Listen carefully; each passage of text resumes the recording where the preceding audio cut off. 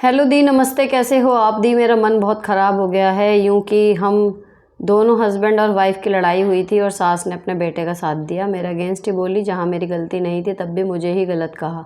सासू माँ को मैंने कुछ नहीं बोला था, फिर मैं अपने मायके चली गई थी। अब हस्बैंड मना कर ले आए हैं, लेकिन मेरी सास ने मुझसे बोलना बंद कर दिया। मैंने कोशिश भी की बात करने की, लेकिन वो अपने अहंकार में चूर हैं। मुझे बताइए मैं क्या करूँ?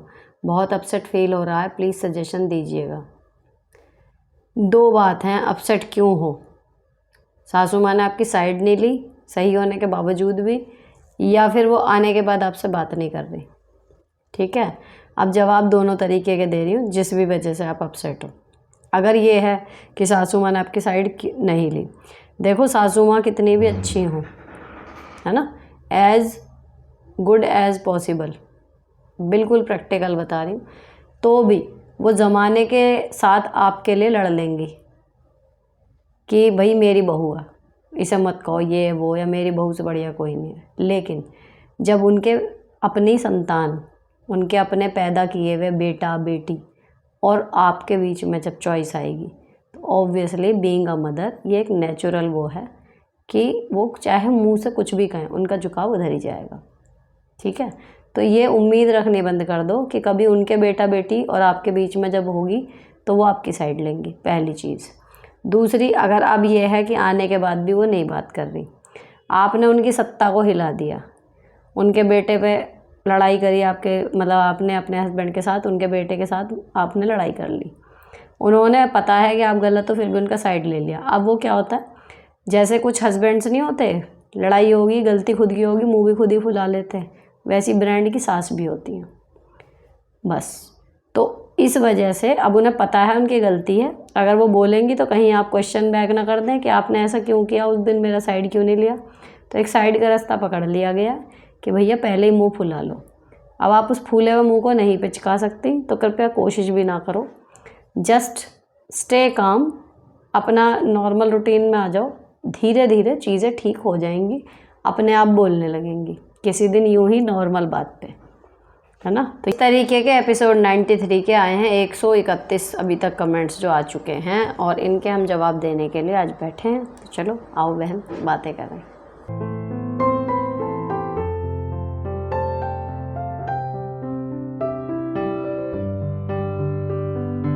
हेलो मैम, मेरी कज़िन ननंद की शादी है, मेरा जाने का मन नहीं है क्योंकि मेरे पति जब भी किसी शादी में जाते हैं काफ़ी ड्रिंक करते हैं। हम ससुराल जाते हैं, हमारी लड़ाई हो जाती है, मुझे अपनापन नहीं लगता वहाँ जाकर, बहुत बुरा लगता है। क्या करूँ? आपने पहले भी मेरे क्वेश्चन का आंसर दिया है। थैंक यू मैम, आप बहुत अच्छा कर रहे हैं।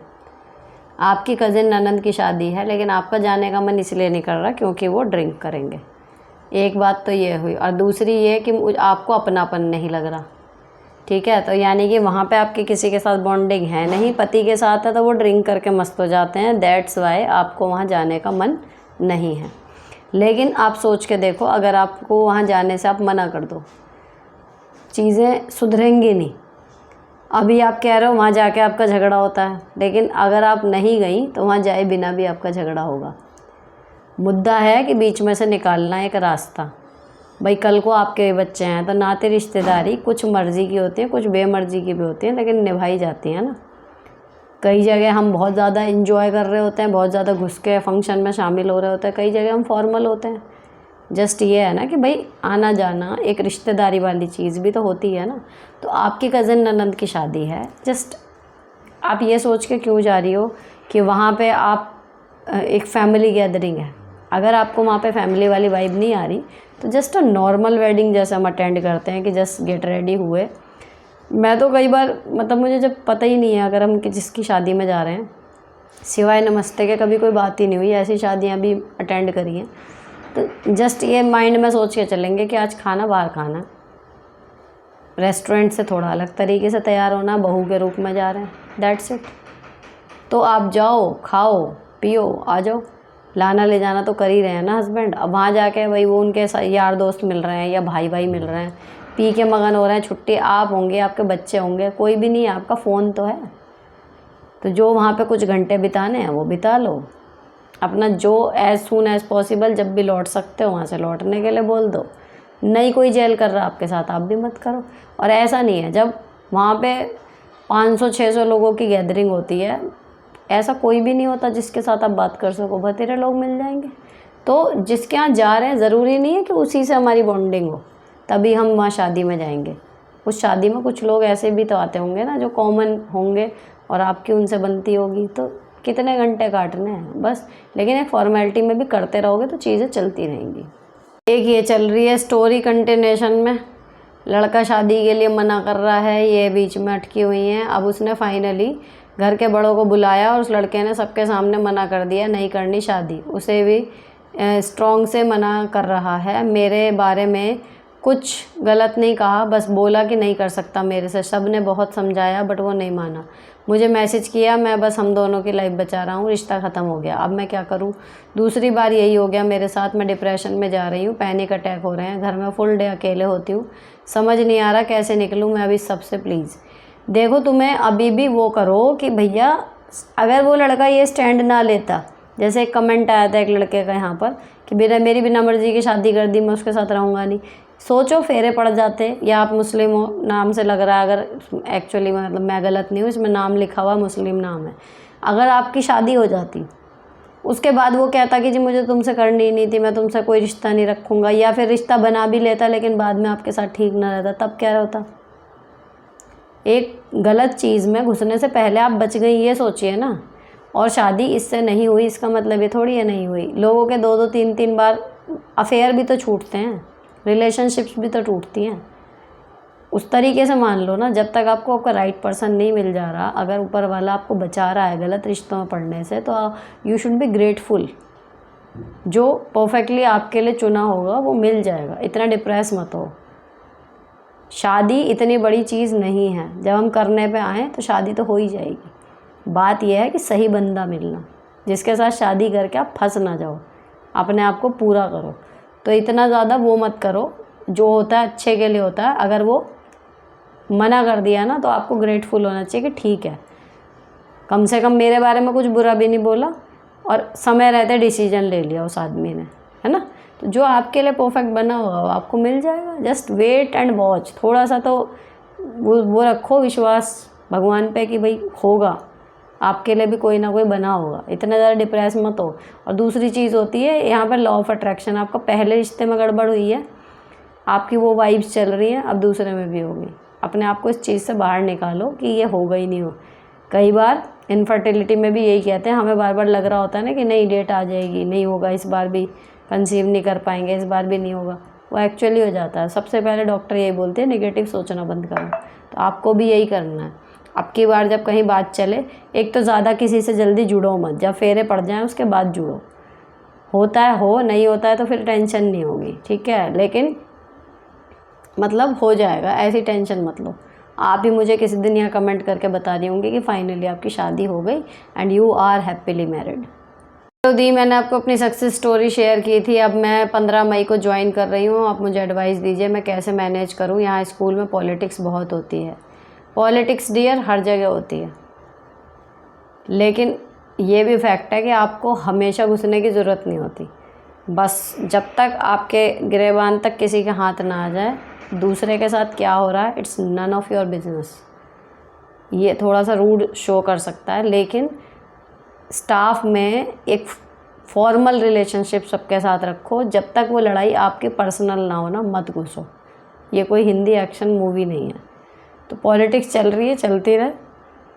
आप अपने काम से काम रखो, ना किसी से बैर रखो, ना किसी से फालतू दोस्ती रखो। तो आप क्या होंगी, एक वोटर की तरह देखी जाओगी। जब नए होते हैं मौका होता है, हर आदमी आपको अपने फ़ायदे के लिए यूज़ करने के लिए आपसे बना के रखेगा अगर आप न्यूट्रल रहोगी। समझ रहे हो। किसी को भी अपनी तह मत दो। आपको कौन ज़्यादा अच्छा लग रहा है, कौन ज़्यादा बुरा लग रहा है, जस्ट स्टे फॉर्मल। जैसे ससुराल में जो सुघड़ माएँ रहती हैं ना, वो अपनी बेटियों को सिखा के भेजती हैं। हमारी माँ ने हमें कुछ नहीं सिखाया था, लेकिन अगर मुझे मौका मिलेगा मैं अपनी बेटियों को सिखाऊंगी, या फिर मैं औरों को भी सिखाती हूँ कि जब ससुराल में जाओ, अपने सारे पहले से पहले उजागर मत करो। पहले शांत रह के देख लो वहाँ के तौर तरीके, कौन कैसा है, किस तरीके से बिहेव हो रहा है, किस चीज़ पे एक्शन आ रहे हैं, किस पे नहीं आ रहे हैं, किस चीज़ पे ज़्यादा तूल दिया जा रहा है, किस पे कम ध्यान है। पहले ढंग से ऑब्ज़र्व करना चाहिए लड़की को। उसके बाद उसके हिसाब से फिर चीज़ों को अपनी करना चाहिए, जितना वो एडजस्ट कर सकती है, जिन वो नहीं देख सकती। होता क्या है, लड़की ना आती है जोश में कि मैं घर की लक्ष्मी ये वो बन के आती है और अपने सारे पत्ते पहले ही खोल देती है, उम्मीद करती है कि मैं सबकी आँख का तारा हूँ, छन्न से सपना टूट जाता है और हो जाती है गड़बड़। सेम चीज़ है, जब नए ऑफिस में जाओगे अपने पत्ते तुरंत मत खोलो सारे, पहले देख लो कौन कैसा है, कैसा बर्ताव सब कर रहे हैं, उसके हिसाब से, है ना, धीरे धीरे लोगों से कनेक्शन बनाना शुरू करना। और किसी की भी एक की साइड आप हो ये मत शो करना, न्यूट्रल रहोगे, हर आदमी आपको अपने फ़ायदे के लिए अपने से जोड़ के रखेगा और इसमें आपका भी फ़ायदा होगा। बिहेव सबसे ठीक सा करना, व्यवहार कुशल, यानी कि कोई भी आपसे बात करे उसे बात करके अच्छा लगे, इतना नॉर्मल रखो, ना रूखा ना एक्स्ट्रा चाशनी में भीगा हुआ। नेक्स्ट, मैं 38 की वर्किंग वूमन हूँ, क्यों अपने ही पति से प्यार की भीख मांगनी पड़ती है, ढंग से बात भी नहीं करते, वो क्यों नहीं समझते हमें उनकी ज़रूरत होती है। मन की बात करने के लिए 2 बेटियाँ हैं, मुझे अभी से टेंशन होती है, ऐसे आदमी के साथ बुढ़ापा कैसे निकलेगा। अगर इतना आप मतलब करके थक चुकी हो और आपको लगने लगा है कि ऐसे आदमी के साथ बुढ़ापा कैसे निकलेगा, तो क्यों नहीं आप अपने साथ एंजॉय करती। मुझे ये नहीं समझ में आता, क्यों हमें खुश रहने के लिए दूसरे की ज़रूरत है। जिस दिन समझ गई ये बात, उस दिन आधे से ज़्यादा ज़िंदगी सुखी हो जाएगी, दिमाग हल्का हो जाएगा, प्रॉब्लम सॉल्व हो जाएंगी कि एक्चुअल में हमें खुश रहने के लिए सिर्फ अपनी ज़रूरत होती है और किसी की नहीं। और जब आप अपने साथ खुश रहना सीख लोगे, फिर कोई आ गया बोनस है, खुशी बढ़ जाएगी, लेकिन चला गया ना तो कम नहीं होगी। तो उनके साथ नहीं कट रहा आपका टाइम, आपको लग रहा है कि नहीं कट रहा, कोई बात नहीं, आप हो, आपकी हॉबीज़ हैं, आपके खुशियाँ हैं, अपने साथ टाइम बिताना शुरू करो ना। जो औरत पूरे घर का ध्यान रख सकती है वो अपना ध्यान क्यों नहीं रख सकती। मैं आज यही बात स्कूल में भी कर रही थी, हमें दूसरों की ज़रूरत क्यों है कि कोई हमारा ध्यान रखे। मिल जाए कोई अच्छा लगता ऑब्वियसली कि हमारी कोई टेक केयर कर ले, लेकिन अगर नहीं मिला तो हम रोएंगे क्या कि भाई हमारा कोई ध्यान नहीं रख रहा। अरे जब हम पूरे परिवार का ध्यान रख सकते हैं, उनकी सारी चीज़ों का ध्यान रख सकते हैं, तो अपनी ज़रूरत का नहीं रख सकते। एक आदमी है, मान लो उसकी राशन की दुकान है या उसकी कपड़ों की दुकान है या उसकी ज्वेलरी की दुकान है, वो दुनिया को ये चीज़ें प्रोवाइड करा रहा, तो जब उसके अपने घर में काम होगा वो बढ़िया नहीं करेगा। या राजमिस्त्री है, वो औरों का काम वो पैसे लेके कर रहा है, लेकिन जब वो अपना मकान बनाएगा वो जी जान नहीं लगा देगा।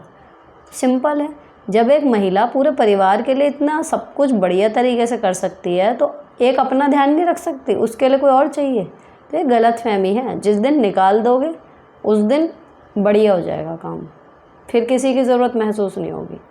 हेलो दी, मेरे हस्बैंड बाहर औरतों से बात करते हैं, 4 ईयर से देख रही हूँ, समझा के थक चुकी हूँ, बोलते हैं परेशान के रखा है, खाने पड़ते हैं, मैं बुरी लगती हूँ, क्या करूँ। 5 साल की बेटी है, सारे बात उन औरतों से शेयर करते हैं, कॉल मैसेज वीडियो कॉल सब देखा है मैंने, अब तो बोलना ही छोड़ दिया। कभी बोल देती हूँ, मुझे डर लगता है, कोई भी लोग अच्छे नहीं होते, सब मतलबी होते हैं, बराबर करके रहते हैं, यही समझते हैं, कुछ नहीं रखा इसमें। मुझे नफ़रत हो गई है इनसे, मैं ही बेवकूफ़ बनती जा रही हूँ, सब कुछ करने के बाद भी, 100% दे के भी। बताओ, या तो भैया ऐसे में देखो, मेरा स्टैंड तो हमेशा यही रहता, अब लोगों को कुछ भी लगे कि कमा रही हूँ इसलिए, लेकिन मेरा स्टैंड यही रहता, जो पति मेरे रहते हुए मैं अपना 100% दे रही हूँ, अपना सर्वस्व जिस पे मैंने न्योछावर कर दिया, मेरे रहते हुए अगर वो दूसरी औरत के टच में है, फिज़िकली तो बहुत बात है, मेंटली भी मुझसे ज़्यादा बढ़ के अगर कोई दूसरी औरत उसके लिए है, मेंटली भी, तो भी मेरे कहना चाहिए दरबार में इसकी माफ़ी नहीं है। मैं नहीं रहूँगी ऐसे आदमी के साथ, चाहे मुझे सड़क पे आना पड़े, चाहे मुझे मजदूरी करके अपना पेट पालना पड़े, मैं नहीं रहूँगी ऐसे आदमी के साथ। लेकिन अगर आप ये नहीं कर सकती तो एटलीस्ट आप वो कर सकते हो, क्योंकि इसमें दूसरा एक पर्सपेक्टिव भी है। लोगों को लगता है कि अपना हक क्यों छोड़ना है, फिर तो वो और फ्री हो जाएगा, आपको स्ट्रिक्ट होना चाहिए, ये इस सोच के भी सवाल के जवाब आते हैं। अगर उस पॉइंट ऑफ व्यू से सोचें तो जिन औरतों से बात कर रहे हैं, नंबर किसी वजह से आपको मिल जाए या वीडियो कॉल जब चलती है ना, वहीं से गालियाँ देना शुरू करो मोटी मोटी, है ना। एक वो देखना, मैं आपको बताऊं, एक शॉर्ट फिल्म है चटनी, अभी देखी है मैंने रिसेंटली, पिछले शायद 1.5 या 2 हफ्ते पहले। छोटी सी है, यूट्यूब पे सर्च करके देखना चटनी, उसमें देखना वो कैसे डील करती है। इतनी छोटी सी है वो बात, लेकिन उसका स्टार्टिंग का जो पार्ट है ना, उसमें वो अपनी पति जिससे फ्लर्ट कर रहा था उस लड़की को इस तरीके से हैंडल करती है उसकी वाइफ। देखना, वो आपको समझ में आएगा कि क्या कहना चाह रही हूँ मैं। कि वो फैमिली मेम्बर ठीक हैं, अभी हॉस्पिटलाइज ही हैं और रिकवरी चल रही है उनकी, लेकिन बहुत धीमी रिकवरी हो रही है उनकी, तो मतलब कभी फिट नहीं है। दी you are so nice ma'am, मेरा वेट ज़्यादा नहीं है बट बॉडी पर फैट है। हाइट 5.1 इंच, वेट 48 से 50 के बीच में रहता है, बढ़ता नहीं है बट आर्म्स और बेली पर ज़्यादा फैट दिखता है। तो उसके लिए टारगेटेड एक्सरसाइज करो ना। आर्म्स और बेली की इंस्टाग्राम पे देखो, एक दिन 15-20 मिनट, आधा घंटा, 1 घंटा लगा लो, उसमें से गिन के 2 या 3 शॉर्ट्स सेव कर लो, मैसेज योर सेल्फ में कर लो, और सुबह उठ के बस उसी को खोलो, उसी से चला लो। डायरेक्ट इंस्टाग्राम खोलना ही नहीं, तो डिस्ट्रैक्शन नहीं होगा और आप उनको करो, असर पड़ जाएगा, ऐसा नहीं है। दी आप कहती हो रिश्तेदार वह होते हैं जो दुख में और सुख में काम आते हैं, लेकिन हमारे तो यहाँ उल्टे हैं। हमारे ससुराल वालों ने हमें एक बार भी फ़ोन नहीं करके पूछा कि किसी कैसी हो, क्या कैसा चल रहा है, इतना माहौल ख़राब हुआ, नहीं हमारे बच्चों के बारे में पूछा। ऐसे लोगों का क्या करना चाहिए, रिश्ता रखना चाहिए कि नहीं रखना चाहिए, प्लीज़ बताना। दी रिप्लाई मैम, अगर केवल हालचाल पूछने वाली बात है तो इतनी बड़ी बात नहीं है कि इसके ऊपर आप अपना रिश्ता ख़राब करें। जो फॉर्मल रिश्ता चल रहा है चल रहा है। मान लो उन्होंने पूछ लिया होता सब ठीक है, और ना होता सब ठीक, आ जाते करने, या वहाँ बैठे बैठे ठीक कर देते। किसी ने पूछ लिया ठीक है, इन चीज़ों के उलाने मत लो, और नहीं पूछा कोई बात नहीं। हमारा दुख है, हमारी परेशानी है, हमें ही झेलनी है ना। बाकी सुख दुख की बात ये होती, भगवान ना करे कोई मिस हैपनिंग हो जाए, अगर तब भी ना आए, है ना, तो आपको सोचना चाहिए कि यार इतनी बड़ी परेशानी मेरे परिवार में हो गई और उसके बाद भी कोई नहीं आया, जब वो रिश्ता बेमानी हो जाता है। लेकिन पूरे एरिया पे मान लो ये दिक्कत है, फ़ोन करके पूछ लेते हैं लोग, ऐसा नहीं है मैं कह रही हूँ कि फालतू की बात है, लेकिन अगर नहीं पूछा इस बात पे रिश्ता ख़त्म नहीं होएगा। लेट इट बी, नहीं पूछा कोई बात नहीं, आगे से आपको भी याद रहेगा कि हाँ ऐसी सिचुएशन में ये किया था।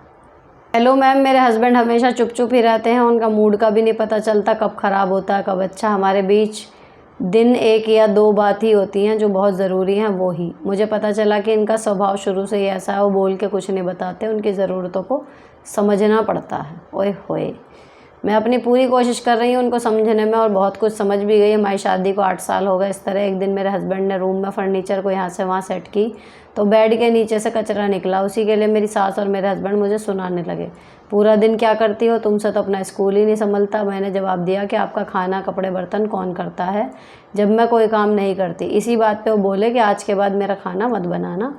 आज 2 वीक हो गए वो मेरी सास के हाथ का ही खाना खाते हैं, मुझसे बात भी नहीं करते। इस सिचुएशन में क्या मैं गलत हूँ, कैसे मैनेज करूँ, समझ नहीं आ रहा, आपका सजेशन चाहिए प्लीज़।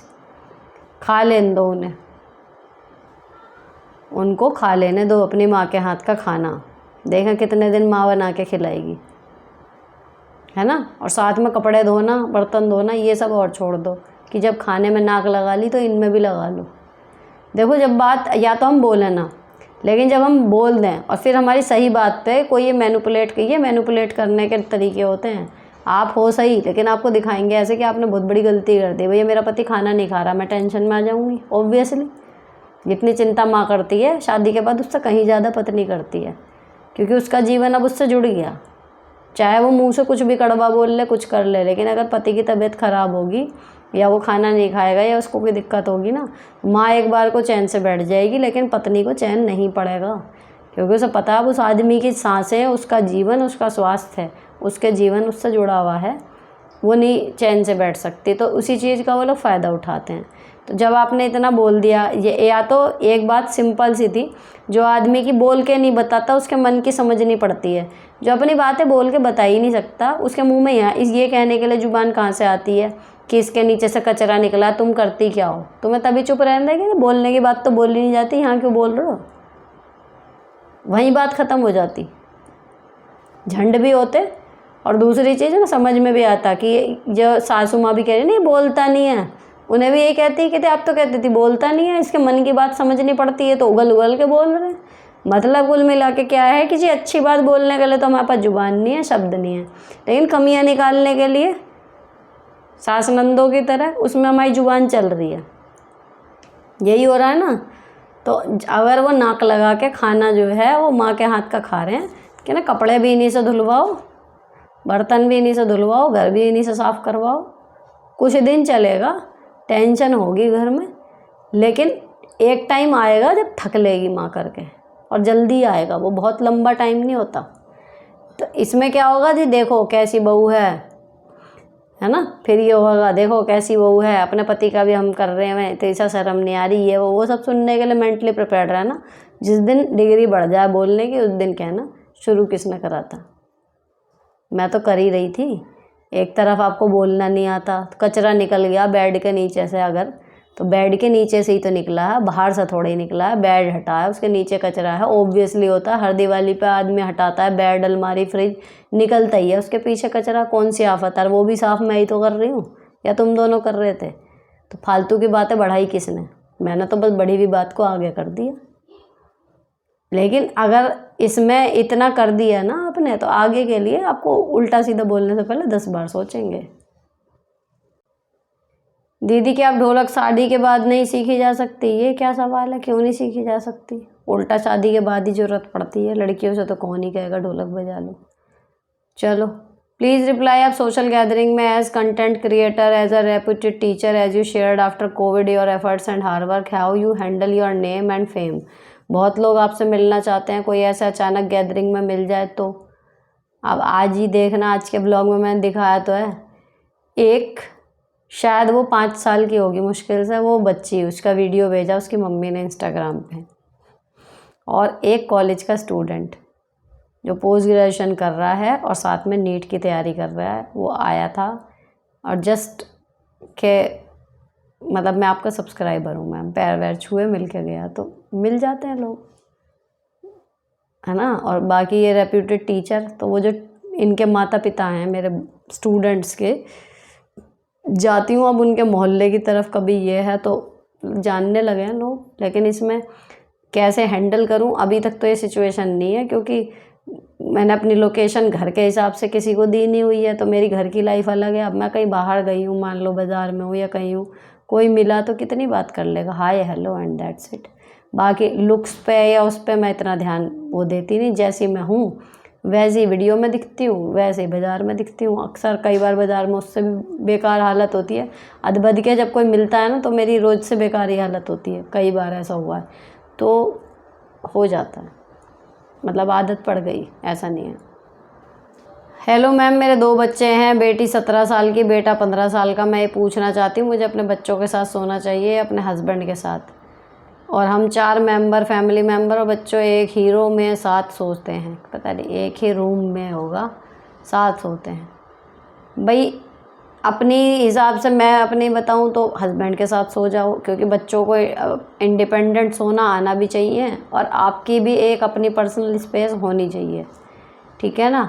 लेकिन अगर आप असमंजस में हो तो आप सिंपली ये कर सकते हो, हफ्ते के 2-3 दिन हस्बैंड के साथ सो जाओ, हफ्ते के 2-3 दिन 4 दिन बच्चों के साथ सो जाओ, तो ये भी नहीं लगेगा कि इधर से कनेक्शन टूट गया या उधर से, तो it's not a big deal. लेकिन अगर पर्सनल अपनी मेंटल हेल्थ और वैसी पति के साथ रिलेशन, इन सब के सोच के मैं कहूँ तो हस्बैंड के साथ ही सोना चाहिए, क्योंकि आप दोनों लोग हर बच्चों को पालने में, पूरे घर की जिम्मेदारियाँ उठाने में सारा दिन इतने बिजी रहते हैं। अगर आप उस टाइम पे एक साथ सो रहे हो ना, तो भले आप मतलब जैसे अब हम लोग हैं यहाँ पे, बातें हमारी किचन में टीवी देखते टाइम ये ज़्यादा हो जाती है, लेकिन फिर भी एक बॉन्ड सा रहता है कि हाँ एटलीस्ट सुबह उठ के सबसे पहले चेहरा उनका देख रहे हैं, कुछ और है तो रहता है। मतलब मेरे हिसाब से तो हस्बैंड के साथ ही सोना चाहिए, क्योंकि बच्चे तो भाई मान लो कल को वो जब फिर जाएंगे ना कहीं पढ़ने के लिए या शादियाँ होंगी, तब बहुत ज़्यादा खलता है। तो एक इंडिपेंडेंस होनी चाहिए बच्चों में भी, वही उनकी अपनी बातें हैं, कर सकते हैं, सो सकते हैं, और बाकी आप अपने अलग सो मेरे हिसाब से तो। चलो हेलो दी, घर में पति ही शक्की है नेचर से, पति के शक्की नेचर से वर्क प्लेस पर अपना कॉन्फिडेंस खोती जा रही हूँ। घर की परेशानियाँ ऑफिस में भी रहती हैं, वर्क प्लेस में सब बोलते हैं, इतनी डरी डरी सी क्यों रहती हो? सही बात है, क्यों डर रही हो? वो कहेंगे तू करेक्टरलेस है, तो पिछली बार भी यही बात हुई थी, तो क्या ही हो जाएगा अगर हम नहीं हैं तो? अपने पहनने ओढ़ने बात करने के सलीके, इन सब चीज़ों को आप कॉन्शियस होकर संभाल लो कि भाई कोई आपको आपके बारे में बोले भी ना तो हर आपका जानने वाला एक है कि नहीं वो तो ऐसी नहीं है, स्मार्ट है लेकिन ऐसी नहीं है। तो अपनी इमेज इतनी बढ़िया बिल्डअप करो, फिर कोई कह रहा है कहने दो, पति हो या कोई और हो, उससे कोई फ़र्क नहीं पड़ता। किसी के कहने के हिसाब से अपना जीवन जियोगे ना वो खुश होगा ना आप। अपने हिसाब से चलोगे तो कम से कम आप खुश हो जाओगे, अगले को तो खुश होना ही नहीं है, वो तो लॉस्ट केस है। ठीक है ना? जब फ़र्क पड़ना बंद हो जाएगा आप पे तो कहना बंद हो जाएगा, ये बात होती है। तो किसी के कहने से, किसी के शक करने से आप अपना मेंटल पीस मत खो। बस ये देख लो कि कह रहे हैं तो किस पॉइंट पे कह रहे हैं। आपके कपड़े पहनने का ढंग ऐसा तो नहीं है, या आपने बात करने का तरीका तो ऐसा नहीं है, बस उसको चेंज कर लो। लेकिन काम करना, अपना परफॉर्म करना ये मत छोड़ो। आपने जैसा कहा बिना पूछे सलाह मत दो, आप भी तो एक्सट्रोवर्ट हो, कैसे मेंटेन कर पाते हो इस हैबिट को? प्लीज़ थोड़ा डिटेल्स में समझाएं। दिन भर उन्हीं लोगों के साथ रहना है, फिर क्या नॉर्मल बात भी डिस्कस नहीं करना चाहिए? चुप्पी साधे हुए सिचुएशन थोड़ा ऑकवर्ड नहीं हो जाती है? How to handle it and how to feel content. देखो जी, बिना पूछे सलाह मत दो। मान लो हमारी बात चल रही है, ठीक है, कोई पूछ कह रहा है, भाई औरतों की बातें मान के चलें, अरे मैंने टिफ़िन में ये बनाया है, ये बनाया, मैंने ये बनाया है, हमने कोई सलाह नहीं दी, बात हो रही है, ठीक है। अब आगे से किसी ने पूछ दिया, मान लो पनीर की सब्ज़ी ले गई हूँ, तो न कह दिया सामने वाले ने कि यार दीदी हमारी तो पनीर की सब्ज़ी ऐसी नहीं बनती, ये वाली कैसे बनाई है? अब क्वेश्चन आ गया ना, अब बताओ ऐसे बनाइए। समझ रहे हो? कोई बता रहा है मेरी सास है वो परेशान करती है, टोंटो टोंटो करती रहती है, ये वो अपना तो चल रहा है। अभी उसने कुछ पूछा नहीं आपसे कि मैं क्या करूं, आप बैठ गए ज्ञान देने। नहीं तू मेरी बात मान, ऐसे कर ऐसे कर ऐसे करियो फिर ठीक हो जाएगा। समझ रहे हो? जब वो पूरी बात बता के अगर वो पूछेगी समझ में नहीं आता है यार, अगर उसने बोला कि आपके साथ ऐसा होता तो ये समझ ही नहीं आ रहा कैसे करूँ, मुझे तो दिख ही नहीं रहा कोई रास्ता। आपके सामने अगर उसने ये स्टेटमेंट दिया, अब वो आपसे पूछ रही है कि बताओ क्या करूं, तब आप बताओगे। तो जस्ट कन्वर्सेशन चल रहा है, वो अपनी बात बता रही है, आप अपनी बात बता रहे हो, ये एक अलग चीज़ है। वो कुछ पूछ रही है तब आप उसका हल बता रहे हो, वो दूसरी चीज़ है। तो इन्हें आपस में मिक्स नहीं करना है। कन्वर्सेशन करने को कौन मना कर रहा है? यानी कि शायद आपका आदत वो हो गई कि मतलब आपसे कुछ कोई भी कुछ बात करेगा तो आप अपना नॉलेज उसको देने लगते होंगी। शायद आपको इसलिए लग रहा है कि अगर नॉलेज ना देंगे तो फिर तो बात ही नहीं होगी। ऐसा कुछ भी नहीं है। ऊतपने की बातें, मेरी प्योर भाषा में बेवकूफ़ी को पूरी तरीके से बेवकूफ़ी भरी बातें चल रही हैं, करो बेवकूफ़ी भरी बातें। सूट अच्छा लग रहा है, बढ़िया लग रहा है यार, वो पैटर्न बढ़िया चल रहा है, हाँ मैंने भी देखा था। ये हेयर स्टाइल है, मेरा मन कर रहा है मैं अपने बाल कटा लूँ, अगला कह रहा है, तो क्या कहोगे? बढ़िया है। अब वो आपसे पूछे कि बाल कटा लूँ क्या, तब आप अपनी सलाह दे दो, नहीं पूछे मत दो। It is as simple as that.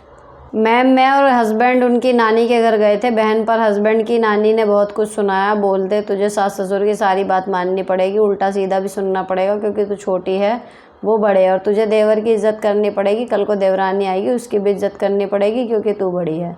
देवर का पहले डिवोर्स हो गया, देवर बहुत बदतमीज़ है, जो मुंह में आएगा बोलेगा। अब 1 साल से मैंने बात करना बंद कर दिया, बट खाना बर्तन काम कर देती हूँ। मैम उनका खाना है कि कहना है तेरे हस्बैंड की शहंशाही जॉब नहीं है और ससुर और देवर की गवर्नमेंट जॉब है, बट मैम मेरे हस्बैंड हमें अच्छे से रखते हैं, मैं उनकी जॉब में सेटिस्फाइड हूँ। सास ससुर से हमें कोई सपोर्ट नहीं, ना ही हमें ज़रूरत है, सबका ध्यान रखती हूँ, आगे आए गए की इज़्ज़त करती हूँ, बट फिर उल्टा सीधा सुनने को मिलता है, क्या करूँ, उल्टा जवाब भी नहीं दिया जाता, बाद में सोच सोच के बहुत इरिटेट होती हूँ। प्लीज़ मैम रिप्लाई, ऐसे लोगों को कैसे हैंडल करूँ? सीधे मना कर दो। जो आपको ये ज्ञान दे रहे हैं ना, आपको उसकी भी इज्जत करनी पड़ेगी, आपको उसकी भी इज्जत करनी पड़ेगी। कह दो नहीं करूँगी, उल्टा जवाब नहीं देना है, सिंपल 2 शब्द बोलने, नहीं करूँगी, मैं बड़ी हूँ तो वो मेरी इज़्ज़त करेगी, नहीं करेगी तो ना करे, है ना। लेकिन जब या तो आदमी इस तब दबे कि भैया अगर इनसे बिगाड़ी तो मेरे को दाल रोटी नहीं मिलेगी, जब आपको पता है आपके हस्बैंड आपको सही से रख लेंगे तो क्या ही ज़रूरत है। अगर उनकी गवर्नमेंट जॉब है, कुछ है, तो हमारी गलती है, हम उसकी गुलामी थोड़ी ही करेंगे सारी ज़िंदगी। जो ऐसा ज्ञान दे उसे ज़रूर कह दो कि भाई नहीं, बस पूरा उनका स्टेंजा जब आए ना तो आपको एक फुल स्टॉप लगाना है कि नहीं, ऐसे नहीं होता, बस उसके आगे कुछ मत बोलो। और जो आपको ठीक लगे वैसे करो, आराम से रहो, बिल्कुल सही चल रही हो, अपना बहू का सारा धर्म निभा रही हो, निभाती रहो, लेकिन गलत बात मत बर्दाश्त करना। देवर देवरानी आपसे छोटे हैं, कायदा उनका है, अपनी बड़ी भाभी की इज़्ज़त करें, है ना। आपका जो कायदा है उन्हें प्यार देने का है, छोटे भाई बहनों की तरह। आप उनकी इज़्ज़त करो और वो आपके सिर पे जूते रख के खड़े हो जाएं, ये नहीं है। जिस दिन ये हो साफ मना कर देना कि ऐसा नहीं चलेगा।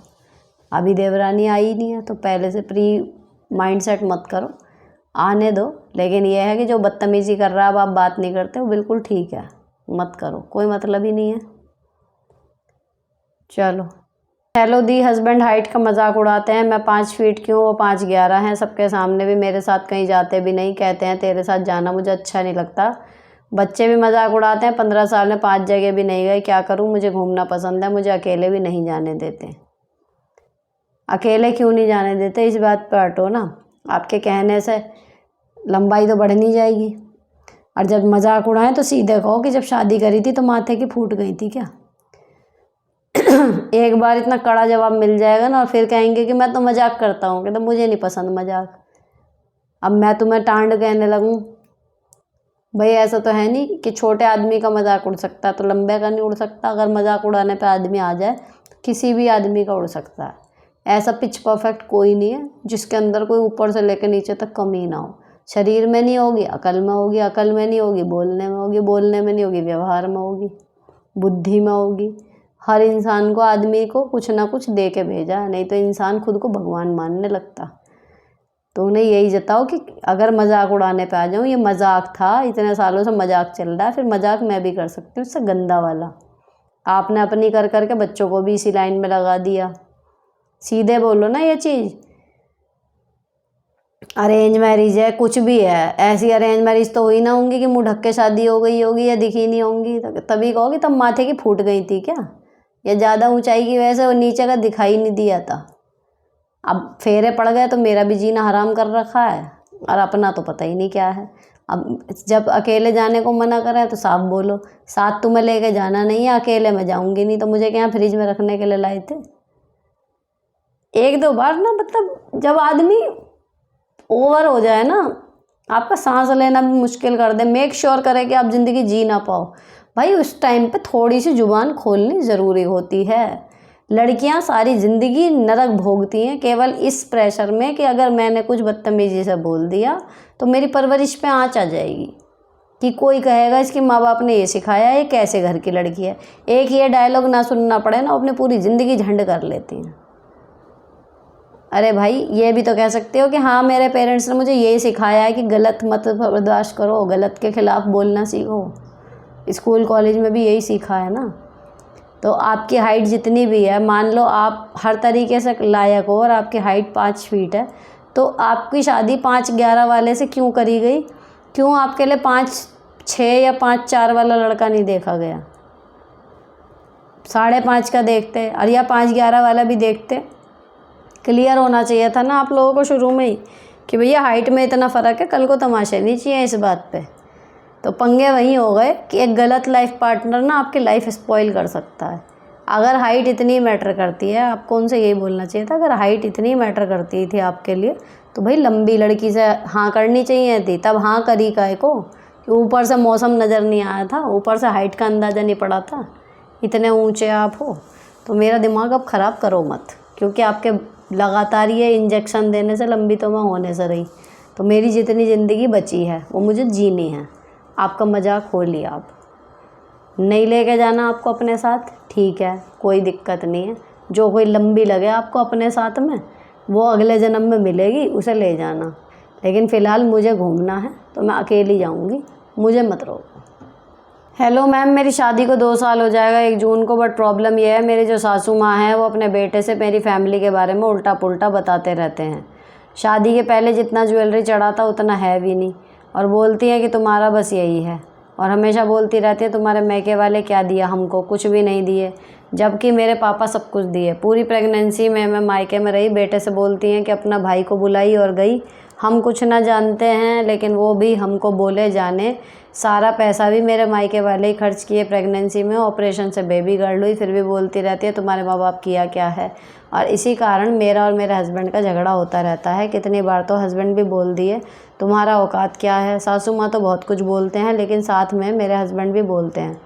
बताइए मैं क्या करूँ। इसका ना एक सटीक इलाज है, बजाय अपने मैके को डिफेंस करने के बोलो कि हाँ उनकी हैसियत नहीं है, उन्होंने कुछ नहीं करा, तुम तो सेठ हो, अब मैं तुम्हारे घर की बहू हूँ, तुम्हारे यहाँ की मेरी संपत्ति मानी जाऊँगी, तुम मुझे अच्छे से अच्छा खिलाओ, पहनाओ, उड़ाओ, खर्च करो मेरे ऊपर। सिर्फ इतना स्टैंड बदल लो, मायके वालों को डिफेंस मत करो, ना उनसे 1 भी रुपया लो, ना उनका खर्चा कराओ। करने के बाद भी जूते ही खा रहे हैं ना वो। कहो भाई वो तो हैं ही गरीब, हम तो हैं ही लीचड़ परिवार से, हम तो आ गए हैं, तुम तो अब धनाढ़ परिवार हो, सेठ लोग हो, तुम दिखाओ अब अपनी। हम तो कह ही नहीं रहे हमारे माँ बाप ने कुछ दिया, कुछ भी नहीं दिया। फिर जो सामान रखे हैं उन्हें गिनवाओगे, ये सोफ़ा तुम्हारी माँ लाई थी, ये बेड तुम्हारी बुआ दे गई थी, और ड्रेसिंग टेबल तुम्हारे मौसा दे गए थे, ये चेन तुम्हारे पिताजी ने दी थी, गिना दो इस तरीके से। ये हमारे घर वालों ने तो कुछ दिया ही नहीं, अब तुम लोग हो, तुम पहनाओ उड़ाओ हमें। हेलो मैम, आज मेरे मन में एक सवाल आया है। आप बहुत सारे लोगों की प्रॉब्लम सुनती हैं, बहुत अच्छे सोल्यूशन बताते हैं, बट आपकी लाइफ में भी प्रॉब्लम्स आई हैं, आपकी भी जॉइंट फैमिली है, वर्किंग हो, आप भी आपने सब कैसे ओवरकम किया। आप भी अपनी स्टोरी शेयर करें हम सबके साथ, कैसे कैसे यहाँ तक पहुँचे आप। Please if possible share with all of us. मैं कैसे पहुँची, जितनी सिचुएशन मैं आपको बताती हूँ ना, उनमें से कुछ एक हुई हैं, कुछ एक देखी हैं, ठीक है। लेकिन ये सारे जो सॉल्यूशन मैं आपको बताती हूँ ये वही हैं जो मेरे साथ अगर ये कंडीशन होती तो मैं एग्जैक्टली वो कर देती। कुछ एक इनमें से हुई तो जो मैं आप बता रही हूँ एग्जैक्टली मैंने वो करा। रही बात यहाँ तक पहुँचने की, तो इसमें मुझसे ज़्यादा योगदान कहीं ना कहीं किस्मत का है। मैंने एक बार शेयर किया भी है कि मेरा कभी कोई वाइल्ड ड्रीम भी नहीं था ऐसा कि मैं ऐसी ज़िंदगी जीऊँगी जहाँ बस एक घर होगा, मैं, मेरा पति और मेरे बच्चे होंगे। दूर दूर तक सपनों में ये चीज़ नहीं थी मेरे, ठीक है। एक बार ऐसे ही मुझे ड्रीम आया था इस तरीके का, तो मैं उठ के सुबह चौंक रही थी और मैं अपने हस्बैंड को बता रही थी कि देखो इतना अजीब सपना मुझे आया कि बस मैं और आप हैं और हमारे बच्चे खेल रहे हैं। जब तक मैं प्रेग्नेंट भी नहीं हुई थी, इनफर्टिलिटी वाला फेज़ चल रहा था। तो मतलब जो लाइफ मैं अब यहाँ जी रही हूँ ना, एग्जैक्ट वो लाइफ मुझे सपने में नज़र आई थी सिर्फ एक बार, और मैं उसको देख के खुश नहीं थी। मुझे लग रहा था कि यार कैसे, मतलब हम लोग अकेले क्यों थे, मुझे ये नहीं समझ में आया। बच्चे 2 खेल रहे हैं और 2 बेटियां ही दिख रही थी खेलती हुई, वो दिख रही हैं, और मैं मॉडर्न सी थी क्योंकि मैं उस टाइम पे बिल्कुल ही बहुत ही मतलब तैयार होने का 0% वो था। तो मुझे ये दिख रहा था कि मैं बहुत अच्छे से रेडी हुई हुई हूँ, मेरे हस्बैंड चश्मा लगा के न्यूज़पेपर पढ़ रहे हैं। और जब हम इस घर में आए ना, तो वेस्टर्न वगैरह तब तक मैंने पहनना शुरू कर दिया था, खूब पहनती थी उस टाइम पे। स्टार्टिंग में तो बहुत ही ज़्यादा पहनती थी, अब तो बहुत कम हो गया। तो मतलब मेरे बच्चे अब यहाँ खेल रही हैं, दोनों लड़कियाँ, वो न्यूज़पेपर पढ़ रहे हैं, उनको चश्मा भी लग गया था तब। तो वो चीज़ जब मैंने रियलाइज़ करी ना, तो एज़ इट इज़ सपना कि सुंदर सा घर और इस तरीके के हम, वो यहाँ पे लाइव हो गया। लेकिन वो मेरी कोई इच्छा नहीं थी, वो जस्ट एक ड्रीम आया था और एक बार आया था, उसको भी देख के मैं खुश नहीं थी। तो यहाँ तक ये जो आपको लग रहा है ना कि मैं पहुँची, ये जस्ट ऐसे है जैसे लहरों में कोई चीज़ होती है ना और लहरों से किनारे लगा देती हैं। तो मुझे ज़िंदगी अपने आप लेके जा रही है, जहाँ भी वो जा रही है, जस्ट मैं फ़्लो के साथ जा रही हूँ। जिधर भी मुझे रास्ता दिखा रही है ज़िंदगी, मैं उस पर चल पड़ रही हूँ, ज़्यादा कुछ सोच नहीं रही, है ना। जो मुझे लग रहा है कि हाँ ये भगवान की दिखाई हुई वो है, मैं उस पर चलती जा रही हूँ। बाकी ये है कि एक प्रायोरिटी मेरी सेट है भाई मैं गलत नहीं लूँगी। जिस चीज़ से मैं परेशान हो जाऊँ, जिस चीज़ से मुझे अपने होने पे वो होने लगे कि मैं क्यों हूँ, बेकार ही रह रही हूँ, या फिर मुझे गुस्सा आए उस चीज़ पे कि हाँ मैं गलत नहीं हूँ फिर भी मुझे गलत कहा जा रहा है, मैं उस कारण को ख़त्म कर देती हूँ। मुझे नहीं चाहिए वो चीज़, है ना। तो साथ में रहना, थोड़ा बहुत एडजस्ट करना, परिवार, चीज़ें मिल बाँट के, त्योहार मिल बाँट के, ये सब मुझे अच्छा लगता है। भले आपको सुनने में ये लगे, लेकिन ये कमी मुझे लगती है अपनी लाइफ में कि हाँ अगर बड़ा परिवार हो तो और अच्छा लगता है। लेकिन इसके साथ एक टर्म एंड कंडीशन आती है हमेशा कि बड़ा परिवार है लेकिन उसमें आपको देख के खुश होने वाली स्थिति कम है, आपको परेशान देखने की इच्छा ज़्यादा है, या फिर आपको अपने से आगे ना बढ़ना, मतलब ये है कि खुश रहो लेकिन हमसे ज़्यादा खुश ना रहो, समझ रहे हो। वो वाली चीज़ जब आ जाती है ना तो फिर आदमी को ऐसे लोगों से अलग रहना चाहिए, चाहे फिर वो कोई भी हो। तो सेम चीज़ मैं यहाँ बता रही हूँ। तो जो जो आप यहाँ सुन रहे हो ना मेरे थॉट्स, वो केवल आपको बताने के लिए कि मैं आपके घर के लिए कुछ और बता रही हूँ, अपने लिए कुछ और किया है। सारी चीज़ें में से इसमें से जो जो हुआ है मैं एग्जैक्टली मैंने जो किया है वो मैं आपको बता रही हूँ। तो इससे आप एक अंदाज़ा लगा लो कि कैसे कैसे मैंने ओवरकम किया, कैसे कैसे मैंने डील किया, कैसे कैसे मैं यहाँ तक आई। मेरे 2 बच्चे हैं, बड़ा बेटा पढ़ने में होशियार है लेकिन छोटी बेटी 7th में पढ़ती है, उसका पढ़ने में बिल्कुल मन नहीं लगता, उसको अपनी पढ़ाई की बिल्कुल चिंता नहीं, जब तक बोलूँगी नहीं तब तक नहीं पढ़ती, पढ़ते टाइम मुँह से आवाज़ नहीं निकालती, हर बहुत परेशान करती है। इसको कैसे हैंडल करूँ? ट्यूशन लगा दो किसी अच्छे टीचर से, घर में नहीं पढ़ रही क्या पता वहाँ पढ़ ले, है ना। या फिर वही है कि सिर पर बैठो उसके तब पढ़ेगी। हेलो मैम, मेरी जितनी भी फ्रेंड हैं उनसे मेरी दोस्ती टिकती नहीं है। बजाय यह है कि शुरू में सब कुछ अच्छी रहती है, बाद में अपना रंग दिखाने लग जाती हैं, जलन मुझसे होने लगती है। वही काम वो करें तो राइट, मैं करूँ तो रॉन्ग लगता है, क्या करूँ? मत बनाओ दोस्ती, मेरे साथ तो यही परेशानी थी, मैंने तो सारे दोस्ती ख़त्म कर दिए। हर जगह यही होता था, इमोशंस जुड़ जाते हैं, अटैचमेंट, टाइम, सब कुछ आप इन्वेस्ट कर रहे हो किसी बंदे में, एंड में आके अंदर से निकलता वही है, झूठ, प्रपंच, धोखेबाजी, अंदर से जलकुकड़ापन, ऊपर से हाँ हाँ हाँ तू मेरी दोस्त है, अंदर से वही कि खुश रहो बहन, हमसे खुश मत रह लेना। तो भैया कहीं ना कहीं माँ बाप अपने जिन्होंने हमें जन्म दिया ना, और अब तो ये पढ़ के लग रहा वो भी नहीं है, लेकिन अपने माँ बाप के अलावा आपको आगे बढ़ता देख के कोई खुश नहीं होता। सीधी बात ये है। जिसका आपसे स्वार्थ सिद्ध हो रहा होगा, आपके बढ़ने में जिसका फ़ायदा होगा वो खुश हो जाएगा, उसमें आता है लाइफ पार्टनर। अगर पति तरक्की कर रहा है, पत्नी की ऑटोमेटिकली उसके साथ आर्थिक उन्नति हो रही है, या पत्नी तरक्की कर रही है, ऑटोमेटिकली पति का उसके साथ जुड़ा हुआ है, कमा के लाएगी तो घर में ही लाएगी, सिंपल सी बात है। तो जिनकी बॉन्डिंग ठीक है वो ट्रूली खुश हो जाएंगे, क्योंकि भाई ये बढ़ेगा तो साथ में मेरा भी भला है।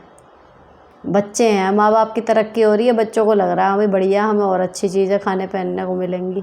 तो जब या तो किसी का आपसे स्वार्थ सिद्ध हो रहा हो, वो आपके लिए सही से खुश होएगा, या बिना मतलब के जो खुश होते हैं वो माँ बाप होते हैं कि हमारा बच्चा अच्छा कर रहा, खा रहा, वो खुश हो रहे हैं, समझ रहे हो।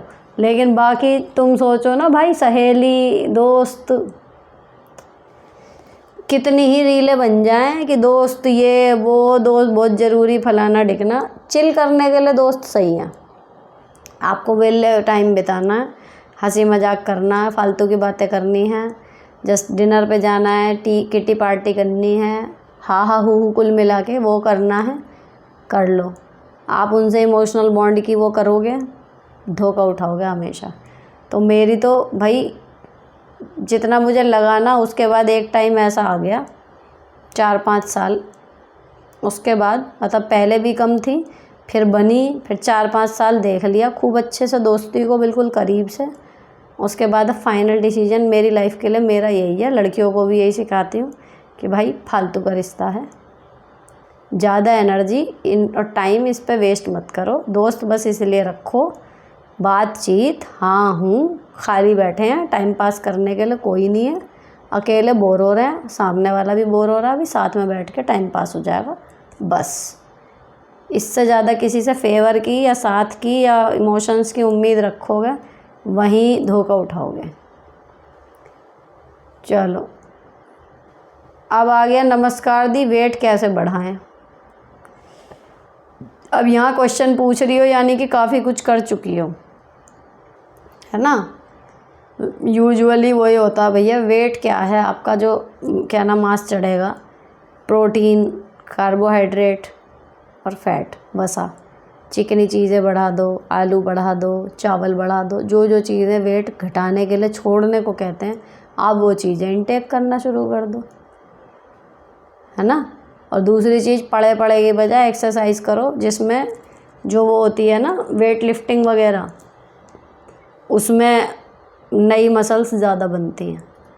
योगा, वॉक वगैरह इनमें घटती हैं, लेकिन अगर आपको नई मसल्स बनानी है तो पावर वाली जो होती हैं वो वाली आपको करनी चाहिए, जैसे शायद क्या कार्डियो शायद कहते हैं, जो जिम में वेट वगैरह उठाते हैं ना, वो उस वो, हाँ कार्डियो नहीं, जो जिम में वेट वगैरह के करते हैं वो वाली एक्सरसाइज, और साथ में हैवी कार्बोहाइड्रेट और प्रोटीन वाला फूड, तो बढ़ जाएगा अगर अभी तक नहीं बढ़ रहा है तो। और कोई भी तरीका अपनाओगे वेट बढ़ाने का वो अनहेल्दी होगा। हेलो मैम, आप बहुत ही अच्छा काम कर रहे हो, अपने बच्चों की पढ़ाई में मैं ध्यान नहीं दे पा रही हूँ। हम जॉइंट फैमिली में रहते हैं, मेरी सास बीमार रहती है और हमें बहुत परेशान करती है, हमेशा कुछ ना कुछ बोलकर परेशान करती है। मेरे देवर की शादी नहीं हुई है, बहुत ही बदतमीज़ है, हमेशा घर में कोई ना कोई प्रॉब्लम करता रहता है। मैं पार्लर भी चलाती हूँ, पार्लर अच्छा चलता है, मुझे सब कैसे संभालूँ बताओ। अपना पार्लर, घर का बेसिक काम और बच्चे की पढ़ाई अगर आपको इतना डिस्टर्ब कर रही है तो उसके लिए कर निकालो टाइम। इनकी ची पी को साइड में बैकग्राउंड में म्यूज़िक की तरह बजने दो, लेकिन अगर टाइम मैनेज करने में दिक्कत हो रही है तो बच्चे का ट्यूशन लगा दो, है ना, क्योंकि पार्लर अच्छा चल रहा है, आपका वहाँ टाइम देना ज़रूरी है। बच्चे को ट्यूशन टीचर भी पढ़ा सकती है और पैसे भी मैनेज कर लोगे पार्लर के ही पैसों से, ठीक है। तो वहाँ बच्चे की पढ़ाई भी सफ़र नहीं करेगी और वो भी है। और इनके तो चीपी को अब बिल्कुल बैकग्राउंड म्यूज़िक की तरह करो। ये एक्चुअल में जब बहू अच्छा कुछ कर रही होती है ना तो ये करते इसीलिए हैं ताकि वो डिस्ट्रैक्ट हो और उसका काम बंद हो। आप मान के चलो ना, यहाँ पर अभी जो मैं अभी शाम वाला गया है, अगर ये यूट्यूब जर्नी मेरी ऐसे टॉक्सिक ससुराल वालों के बीच में रह के अगर मैं कर रही होती, उनको पता है कि ये परेशान होगी तो इसकी वीडियो डिस्टर्ब होंगी, तो आपको क्या लगता है वो नित नए मौके ढूंढते हैं मुझे परेशान करने के, है ना। और मैं उनके हाथों की कठपुतली बन के वीडियो छोड़ दिया करती तो काम होता, मेरा नहीं होता। तो आप अपना काम पे ध्यान लगाओ, वो चाहते यही है कि आप डिस्टर्ब होकर काम ना कर पाओ। करती रहोगी लगातार, इधर आपका काम बढ़ता रहेगा, उनकी आवाज़ें धीरे धीरे ब्लर होनी शुरू हो जाएंगी। नेक्स्ट दी, आप इतना काम कर कैसे लेते हो, मेरे 2 बच्चे हैं, अब नहीं होता मुझसे, सब हो जाएगा जब ज़िंदगी करवाएगी। 2 बच्चे, मुझे तो जब मेरी बहन की एक बेटी हुई थी ना, जो मुझसे ज़रा सी बड़ी थी, एक्सपायर हो गई वो, मुझे उसे ही देख के लगता था, जब वो दीदी जिया जी दोनों लगे हुए रहते थे ना उसकी एक बच्ची के ऊपर कि भैया ये खिलाओ, वो पिलाओ, ये नैपी, वो दवाई, मुझे ऐसा लगता था हे भगवान कभी बच्चे होंगे तो मैं कैसे पालूंगी एक को। और मैंने जुड़वा पाल लिया, जॉब के साथ पाल लिया। ज़िंदगी सब सिखा देती है। हेलो दी, मेरी भाभी को पैसे का बहुत घमंड हो गया, वो मेरे से कोई रिलेशन नहीं रखती, कोई बात नहीं करती, घर पर बुलाती भी नहीं। जब पापा थे तब अच्छे से बात करती थी, पापा ने सब प्रॉपर्टी भाई को दे दी। लॉयर से मैंने बात करी तो बोले अगर पापा ने अपनी मर्ज़ी से दिया है तो कुछ नहीं हो सकता, कोर्ट केस करना बेकार है। भाई भी अपनी वाइफ की सुनता है, क्या करूँ। भाई ने 3 करोड़ का पापा का घर चला के अपने नाम कर लिया, मुझे कुछ नहीं मिला, क्या करूँ। अब वो लोग रिलेशन भी नहीं रखते और मेरा शेयर भी नहीं देना चाहते। भाई कभी कभी बात कर लेता है, लेकिन ऐसे करके रिलेशन तो ख़त्म हो गए, अब क्या करें। केस करने से कोई फ़ायदा नहीं, कुछ मिलने वाला नहीं। आपको सजेस्ट करें प्लीज़ दी। अगर आप अपने घर में ठीक खा कमा रहे हो ना तो अब उस चीज़ को छोड़ दो। जस्ट अगर मेरी सजेशन मैटर करती है तो मेरी सजेशन यही है। मैं कभी भी इस चीज़ के पक्षधर नहीं हूँ कि पैसे के लिए रिश्तों में लड़ाई हो, ठीक है। पैसे अलग रख के, इमोशंस की बात है, वहाँ तक समझ में आता है, लेकिन अब वो रिश्ता तो रख नहीं रहा। पैसे आप कानून नहीं ले सकते, जब वकील ही कह रहा है, आप क्या ही करोगे, गंद मचेगा अब रिश्तों में। तो अगर आपकी हालत है ज़्यादा ख़राब कि भैया वहाँ से शेयर ना मिला तो आपका डामाडोल हो जाएगा मामला, तो गंद मचा ना सकते हो तो मचा लो, लेकिन अगर ठीक कर खा रहे हो अपना, छोड़ दो। उन्होंने ये चीज़ें इसीलिए तो करी हैं भाई, ससुर के आपके पापा के सामने वो अपना कैंचुली पहन के रहे, उनके जाते ही उतार दिए, अपना असली रूप में आ गए। अब आ गए तो आ गए, क्या करें, क्या ही करेंगे, छोड़ दो। हेल्थ इंश्योरेंस कौन सा सबसे अच्छा होता है और एसआईपी में पैसे कैसे इन्वेस्ट करें? हेल्थ इंश्योरेंस अपने आसपास के लोगों से पूछो, उसका अच्छा बुरा उससे पता लगता है उसने कितने केस हैंडल करे हैं। जो रेगुलर आपके मिलने वाले हैं उनमें से किसी कोई बताए कि हाँ भाई फ़लाना कंपनी से हमने करा था, क्लेम हो गया है ना, क्लेम एडजस्ट कर दिया। प्रैक्टिकल नॉलेज लो, आपके फील्ड में कौन अच्छा काम कर रहा है। ज़रूरी नहीं है कि जो मेरठ में बेस्ट चल रहा है वो हर जगह बेस्ट हो। और मैंने तो ले रखे थे पहले HDFC एर्गो ले रखा था, अब बदल दिया, अब नीवा बूपा है इस टाइम पे। टच वुड, लेकिन यही प्रार्थना रहती है पूरे साल की, जो इसका प्रीमियम जा रहा है ना, अगर डॉक्टरों के नाम का हमारी कमाई में कुछ हिस्सा है तो बस यही चला जाए, शरीर पे ना बीते, ठीक है ना। तो इस टाइम पे जो मेरा है मैंने बता दिया। बाकी SIP पैसे कैसे इन्वेस्ट करें, तो एक ऐप है ग्रो करके, GROWW शायद डबल है उसमें। तो ग्रो ऐप में आप देखना, उसका इंटरफेस थोड़े से भी अगर आपको मतलब पढ़े लिखे हो, उस तरीके की नॉलेज है ना, उसमें स्टेप बाय स्टेप वो बता देंगे। इससे रिलेटेड कुछ वीडियोस देख लो यूट्यूब पे, है ना, डिटेल्ड वीडियो। किसी भी नए फील्ड में आप यूट्यूब की मदद से जाना बहुत आसान है, लेकिन जस्ट शुरू मत करो। 1 दिन 2 दिन उस चीज़ के ऊपर इतना कंटेंट है, उसको देखो समझो, उसके बाद फिर उसको प्रैक्टिकली फॉलो करके देखो कि हो रहा है कि नहीं हो रहा, है ना। तो ग्रो ऐप से जो है वो करती हूँ मैं। सुनीता जी, जैसा आपने कहा जो आपसे जलते हैं कोसते हैं उनके सामने ही अपनी नज़र उतार लो, पर जब कोसने वाला इंसान खुद ही आपकी झूठी तारीफ़ करे, आपकी सफलताओं पर, आपकी तरक्कियों गिनवाए, आपके लुक्स आपके हेल्थ को लेकर और खुद थू थू करे, ऐसे जताए कि हाय नज़र न लगे, तो ऐसे लोगों से कैसे डील करें? ये भी तो हो सकता है वो बेचारा सच में आपकी तारीफ़ कर रहा हो। अब आप मेरी तारीफ़ करते हो तो मैं एक एक कमेंट को ये कहूँ कि अरे दिखा रही है ऐसे, जेन्युइन भी तो हो सकता है। पहले पॉजिटिव सोच लो, लेकिन आप देख रहे होंगे आपको पता चल रहा होगा, क्योंकि सामने से देखने से पता लगता है कि कोई फेक कर रहा है या असलियत में हमारी तारीफ़ कर रहा है। अब आप सामने से देख रहे हो, आपको लग रहा है कि वो फेक कर रहा है, उसने नज़र हाय नज़र न लग जाए, तो तब भी यही करो कि सही कह रही हो जी नज़र न लग जाए, और वहीं चप्पल उतारना वास्तव में शुरू कर दो। भैया तुम्हारा कहना वो तो कटेगा कलेश, जो घर ले जाने वाली हो उसकी ईविल आई, जो भी नेगेटिव एनर्जी उसने कह दिया, तो तुम रुक क्यों रहे हो? समझ रहे हो? उसके बाद भी उतार दो नज़र कि सही कह रही हो, कहीं नज़र ना लग जाए, और उतार लो, बस यही करना है तब भी। हेलो दी, मेरी फाइनेंशियल कंडीशन बहुत वीक है। मेरी 6000 की जॉब है, 2 बच्चे हैं, मेरा एक भी पैसा नहीं बचता। मेरी बेटी 6th क्लास में है, बेटा 1st में। क्या करूं, कुछ सुझाव दीजिए। भैया अपनी वो करो, इनकम बढ़ाओ। इस पर कमेंट कह रहे हैं कि छोटी सी शॉप खोल लो या आटा चक्की लगा लो। पता नहीं आपकी क्या स्थिति है क्या नहीं है। आदमी मजबूरी में 6000 की नौकरी कर रहा है ना, लेकिन जो कुछ भी आप कर रहे हो कहीं से उसमें पैसे बढ़ने की गुंजाइश है, या जो टाइम आप दे रहे हो उससे 1 आध घंटा कहीं ज़्यादा दे के थोड़े ज़्यादा पैसे मिल जाए। मान लो अगर आप अभी मैं कहूँ 9 घंटे की भी नौकरी कर रही हो ना, तो कहीं अगर 10 घंटे की या 11 घंटे की नौकरी करके भी आपको 10-1 हज़ार मिल जाए तो वो फ़ायदे की है, क्योंकि 6000 में नहीं होगा पूरा। कहाँ से तो बचत करोगी, और जब बचत नहीं कर पाओगी थोड़ी सी भी, तो जो चल रहा है वो चलता रहेगा, वो कभी टूटेगा नहीं। तो you need to change your job and find better pay scale. Mainly pay scale देखो, टाइम चाहे थोड़ा बढ़ भी जाए, मेहनत चाहे थोड़ी बढ़ भी जाए, लेकिन जहाँ थोड़े पैसे ज़्यादा मिल रहे हो उस काम को ढूंढो। अब दी, thank you for helping us, please suggest. मेरी जॉब 10 से 6:30, हस्बैंड की रात की शिफ्ट है, सेम सैलरी ऑलमोस्ट। 3 साल की बच्ची है हमारी, सुबह स्कूल जाके दोपहर तक आती है। थोड़ा टाइम तो सही चला सब, पर अब हस्बैंड पुश कर रहे हैं मैं घर से कुछ काम देख लूँ, वर्क फ्रॉम होम देख लूँ। बच्ची नहीं संभल रही उनसे, एंड नींद भी पूरी नहीं हो रही। पर मुझे ऐसी अच्छी जॉब नहीं मिलेगी वर्क फ्रॉम होम, एंड साथ में ही मैं जब घर पे होती हूँ तो हस्बैंड एक काम को हाथ नहीं लगाते, नहीं होती तो कर लेते हैं। क्या करूँ समझ नहीं आ रहा। जॉब ज़रूरी भी है, अपने माँ बाप को भी देखना है, शादी का कर्जा भी नहीं उतरा, मेरे मम्मी पापा की साइड का मुझे ही करना है सब, कोई भाई नहीं है मेरा, क्या करूं।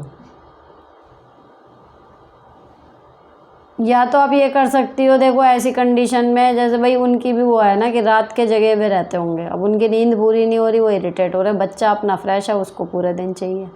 आप ये कर सकती हो कि घर के काम के लिए लगाओ ना लगाओ, बच्चे के लिए कोई केयर टेकर आप देख लो, जो जब वो स्कूल से आती है उसके आने के बाद से शाम तक जब तक आप आओ, अगर तब तक के लिए भी रुक जाए, है ना। या फिर पूरे काम के लिए ठहरा लो कि भाई थोड़ा बहुत घर का काम भी कर दे, उससे आपको थोड़ा रिलैक्स मिल जाएगा।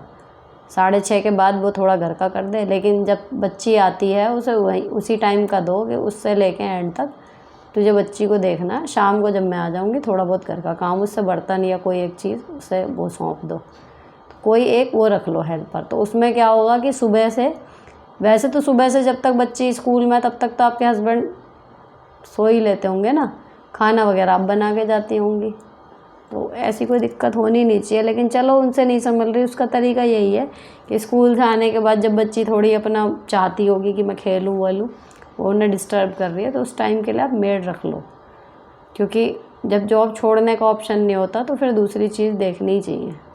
मेरी ननद मैनिपुलेटिंग में माहिर है, इवन मैं भी मैनिपुलेट हो जाती हूँ उनसे, जबकि मैं उनकी रियलिटी जानती हूँ। वह सिर्फ स्वार्थी हैं, सेल्फिश है। मुझे 7 दिन के लिए उनके वहाँ जाना है, समझ नहीं आ रहा, उलझन में हूँ, उनसे कैसे डील करूँ। मेरे जेठ जी के फेवर में ही बात करते हैं हमेशा। वह चाहते हैं कि मेरे पति बस जेठ जी को पैसे देते रहें, उनका घर बनवा दें, उनकी बेटियों की शादियों में ही पैसे दे दें। मेरे पति को मैनिपुलेट करती रहती हैं और मेरे पति उसकी बातों में आ जाते हैं। मेरे पति उसकी हर बात में यस बोल देते हैं। पूरे परिवार में कह देती है कि हाँ भाई हेल्प की बात पर एग्री। फिर सब लोग मेरे हस्बैंड की बात को पकड़ कर बैठ जाते हैं, कहते हैं कि यह इसे करना ही पड़ेगा क्योंकि इसमें कहा था। मेरे पति को हमेशा फंसा देती है वह, मीठी बोल बोल कर पता नहीं क्या जादू करती है। या तो आपके पति के पास पैसे ज़्यादा हैं, जेठ जी का मामला ख़राब है, इसलिए उसको लग रहा होगा इसके पास पैसे हैं, थोड़ा लेके यहाँ कर लो, है ना। या फिर और क्या ही बात होगी, उसको यही लगता होगा कि आपके पास पैसे ज़्यादा हैं, है ना। अब इसमें आप खुद भी जा रही हो 1 हफ्ते के लिए, तो भैया भाई बहन का प्रेम कुछ ज़्यादा हो रहा है, अब इसमें क्या ही करोगे आप बीच में।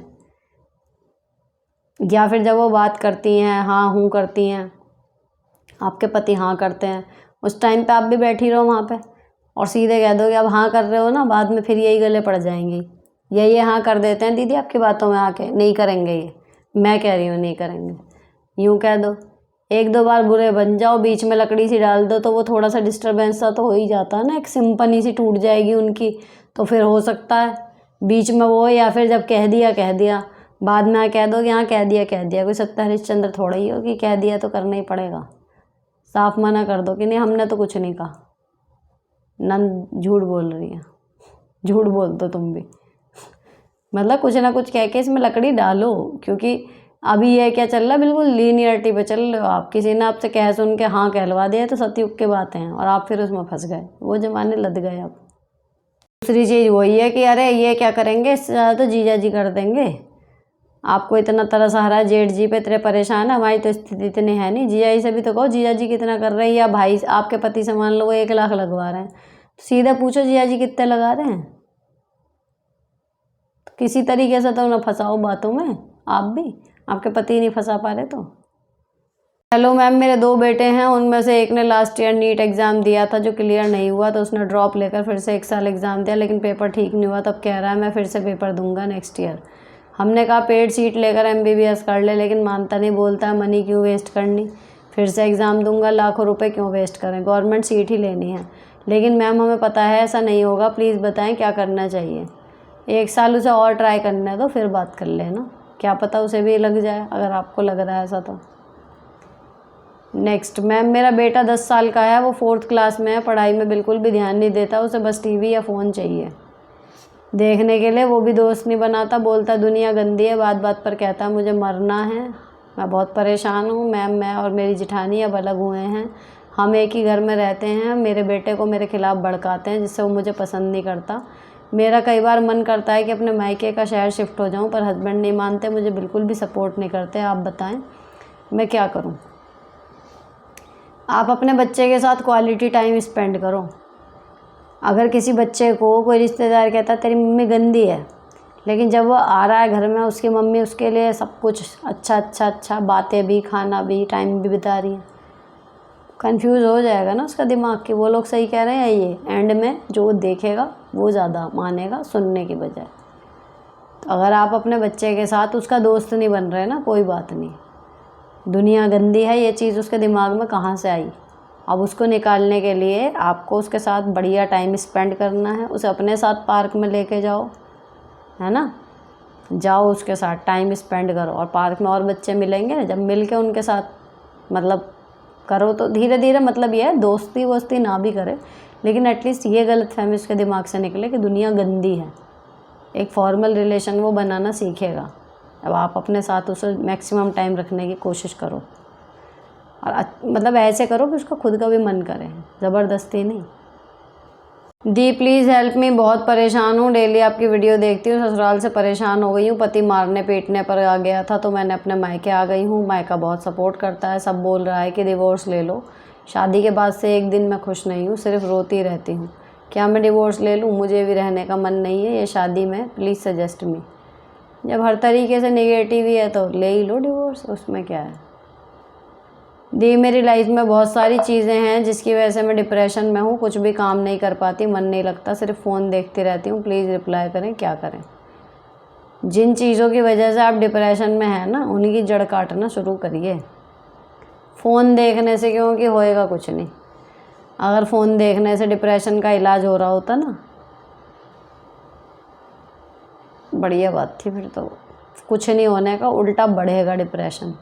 फ़ोन को एक साइड रख के लिस्ट बनाओ किन किन चीज़ों की वजह से आप परेशान हो एग्जैक्टली। ईमानदारी से उसे लिखो, कोई नहीं देख रहा, उसे अपने पास रखो, नहीं तो लिखने के बाद, पढ़ने के बाद तसल्ली से फाड़ के फेंक देना। पर कॉपी और पेन लेके लिखना, फ़ोन में नहीं। लिखो कि किन वजह से परेशान हो, और उसके बाद जो सबसे पहले सॉल्व हो सकता है, जो भी उसके पॉसिबल सॉल्यूशन हो सकते हैं, उनको भी लिखो एंड देन अप्लाई। एक एक करके उन चीज़ों के ख़त्म करने की तरफ बढ़ो, नहीं तो वो आपको ख़त्म कर देंगी। ऑयली स्किन के लिए कोई सीरम बताएं। मेरा कमेंट आप रीड नहीं करती, इसीलिए रीड नहीं करती क्योंकि मेरे पास ऑयली स्किन का कोई नहीं है सीरम अभी तक। नेक्स्ट, हेलो दी, मेरी एज 22 है, मेरी अभी अभी शादी हुई है 4 मंथ पहले। मेरी पत्नी को दुनिया की सारी खुशी देना चाहता हूँ। मैं उसे इतना प्यार देना चाहता हूँ कि वो सब कुछ भूल जाए। उसका बर्थडे है 20 मई को, मैं क्या ऐसा करूँ वो इस बर्थडे को ज़िंदगी भर ना भूल पाए? मैं क्या उसे गिफ्ट दूँ? और दी, एक अच्छा पति कैसे बने, कुछ टिप्स बताएं। देखो जी, अच्छा पति बनने के लिए अगर मैं एज अ पत्नी कहूँ ना, तो गिफ्ट है ना, और किसी भी चीज़ से ज़्यादा जो ज़रूरी है ना, वो है पत्नी को अपनी मर्ज़ी से जीने की आज़ादी। उसके डिसीजन बिना डरे अगर वो खुद ले सकती है तो ये बेस्ट गिफ्ट होता है जो एक पति अपनी पत्नी को दे सकता है। और फिर वो केवल आपसे प्यार नहीं करेगी, आपकी पूजा करेगी वो कि मुझे ऐसा पति मिला है, दिल से रिस्पेक्ट करेगी आपकी। तो जस्ट एक सिंपल सी बात है, अच्छा पति वो जो हमें हम रहने दे, हमें बदले ना। एक पति अपनी पत्नी से यही उम्मीद करता है ना कि मेरे को रोके ना, टोके ना, मैं जैसा हूँ वैसा हूँ, तो सेम पत्नी भी करती है उम्मीद। हालांकि शादी के बाद जिम्मेदारियाँ बदलती हैं, तो बहुत सारी चीज़ें हमें चाहे अनचाहे छोड़नी पड़ती हैं, वरना वो जिम्मेदारी हम पूरी नहीं कर पाएंगे। मान लो लड़की शादी के बाद, शादी से पहले मान लो वो 8 बजे 9 बजे 10 बजे उठती थी, शादी के बाद भले वो मॉर्निंग पर्सन नहीं है, लेकिन अगर वो नहीं उठी, किसी का भी प्रेशर नहीं है, मैं बताऊँ यहाँ पर है मेरे साथ, किसी का प्रेशर नहीं है, लेकिन अगर मैं नहीं उठूँगी, मेरे सारे दिन के काम डिस्टर्ब होते चले जाएंगे, तो ऑब्वियसली मुझे अपने अंदर चेंज लाना पड़ा, उठने लगी, होने लगे काम। तो आपकी जो लाइफ बदलती है उसमें ऑटोमेटिकली कुछ चेंज तो हो ही जाते हैं, लेकिन और चेंज ना करे कोई। मान लो किसी को गाने सुनना पसंद है रफ़ी के या मुकेश के, और आप कहो कि नहीं जी तो जुबीन नौटियाल सुनेगी। मान लो किसी को पसंद है कोई पिंक कलर या रेड कलर, आप कहो जी नहीं रेड तो नहीं पसंद मुझे, तुम ग्रीन पहनोगी, है ना। मान लो किसी को पसंद है किसी रिश्तेदार के साथ अच्छे से बात करना, डांस करना, बातें करना, आपको नहीं तू ज़्यादा बात नहीं करेगी, या इससे बात करेगी, इससे नहीं करेगी, या वहाँ तेरा मन नहीं है वहाँ तो तुझे जाना ही पड़ेगा, मेरी इज़्ज़त का सवाल है। तो ये सारी बहुत लंबी फहरिस्त है, लेकिन टैगलाइन एक है, अगर आप अपनी पत्नी को ये परमिशन दे सकते हैं कि वो अपनी लाइफ से जुड़े हुए छोटे बड़े डिसीजन आपसे बिना पूछे भी ले सकती है, ये उसको तसल्ली है, बिना डरे वो ले सकती है, तो आप एक अच्छे पति बन गए। फिर कुछ और नहीं चाहिए। आप भले उसको एनिवर्सरी पर गिफ्ट दो ना दो, कुछ मत दो, फिर भी वो खुश रहेगी। लेकिन आप एक तरफ उसको एनिवर्सरी पर डायमंड रिंग दे रहे हो और साथ में नहीं, आज तू इस वाले मेरे चाचा के मामा के बेटे की शादी में ज़रूर जाएगी, या तूने मेरी माँ को जवाब क्यों दिया, या तूने ये साड़ी क्यों पहनी, या फलां कलर की लिपस्टिक क्यों लगाई, ऐसा ब्लाउज का गला क्यों बनवाया, है ना, ये नौकरी तू करेगी नहीं करेगी, आगे पढ़ाई तू करेगी नहीं करेगी, ये सब आप डिसाइड कर रहे हो। तो वो हीरे की अंगूठी उसको क्षणिक खुशी देगी, आगे वो खुश रह नहीं पाएगी। ये है सारा सार। तो अगर उसको बर्थडे गिफ्ट में कुछ देना है ना, तो या तो आपको पता होगा आपकी पत्नी को अगर ज्वेलरी का या किसी चीज़ का ज़्यादा शौक़ है तो वो आप अपना मर्ज़ी से अपने बजट के हिसाब से लेके दे दो, लेकिन बेस्ट गिफ्ट वही है कि भाई एक वादा कि तू अपनी लाइफ के डिसीजन अपने आप ले सकती है, मैं हमेशा तेरे साथ खड़ा रहूँगा। नेक्स्ट, दी मेरी शादी को 6 महीने हो चुके हैं, मेरा पति 21 साल का है, उसको टच करो तो शर्माने लगता है और अनकंफर्टेबल हो जाता है, मैं उसकी शर्म कैसे दूर करूं? कर लो भैया खुद, इसमें दीदी मदद नहीं कर सकती। मुझे लगता है किसी ने कहा भी था कि इस तरीके के कमेंट जो हैं फ़र्ज़ी आईडी से आ रहे हैं।